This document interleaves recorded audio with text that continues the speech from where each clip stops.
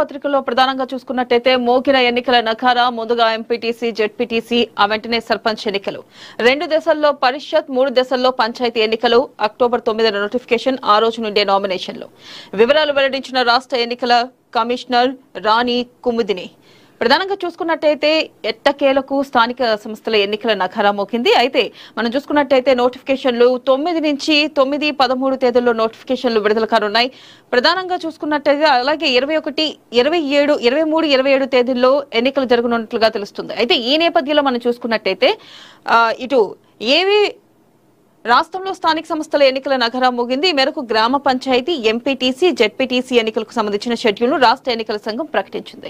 ఇక ఈ మేరకు సోమవారం మీడియా సమావేశంలో వివరాలను రాష్ట్ర ఎన్నికల కమిషనర్ రాణి కుముది వెల్లడించారు. ముందుగా ఎంపీటీసీ, తర్వాత జెడ్పీటీసీ, ఆ తర్వాత గ్రామ పంచాయతీ ఎన్నికలు నిర్వహించనున్నట్లుగా పేర్కొన్నారు. మొత్తం ఈ స్థానిక సంస్థల ఎన్నికల ప్రక్రియ 5 దశల్లో జరుగుతుందని రాణి కుముదిని తెలిపారు.